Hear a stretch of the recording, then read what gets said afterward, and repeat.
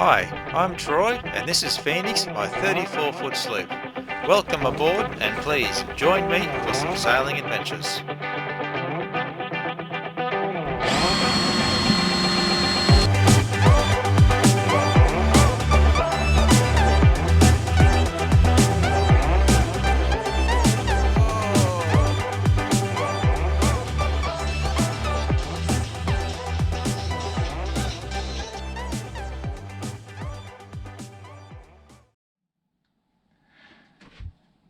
Hey there guys, how you doing? Hope you're all well. Just wanted to share a video with you. Lately my boat has been under attack. No, not from pirates, not from cockroaches or mice, but from public enemy number one. Something that everyone has to deal with on a boat at some time. And I'm talking about mould. So let's start by getting these off because it's really hot in here. So I'm in Australia and the weather is starting to warm up. Summer's approaching, and yes, that can mean mould. Boat gets locked up for a week or two, and then when you come back you're going to find mould. It's inevitable. Common spots for mould, I guess, are in behind the toilet. That's a really damp spot for some reason.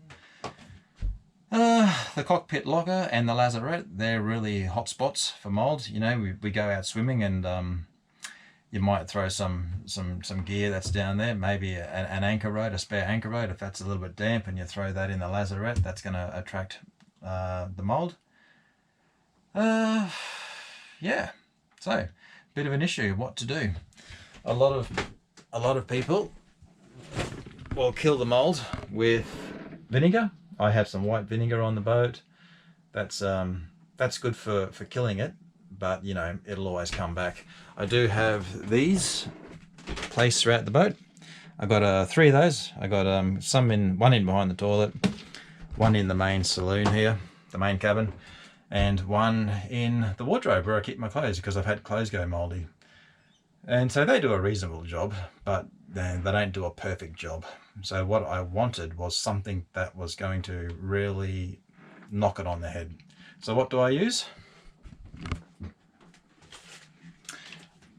I use this Concrobium.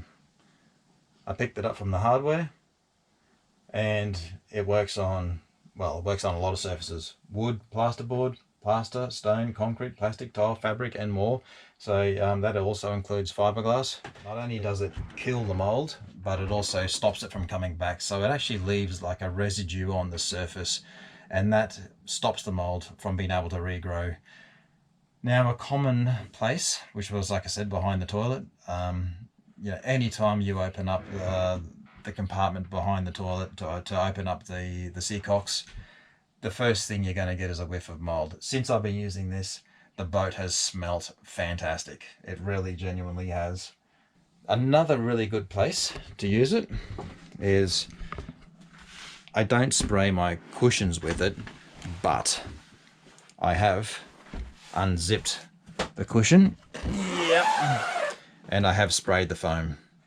So I sleep on this table sometimes, and what I wasn't aware was that your body loses so much moisture throughout the night, and that moisture travels down through the cushion, and when it gets to the bottom of the cushion, there's nowhere else for it to go, so it sits there. And if you sleep on that same cushion for, you know, weeks or months at a time, if you unzip it, what you're going to find is that there's a lot of mould, and that's what I found, and I was, you know, heartbroken.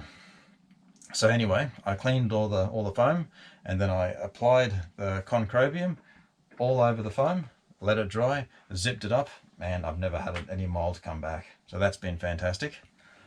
So if you had a mould issue like I had, give this stuff a go. I can highly recommend it. It's certainly better than you know, vinegar or soapy water. Just makes makes life a lot more pleasant when you come back to the boat after, you know, having had it locked up for a few weeks. And just know that, yeah, it's going to be pretty much mould free. So there you go. All right, guys, thanks for that. Take care.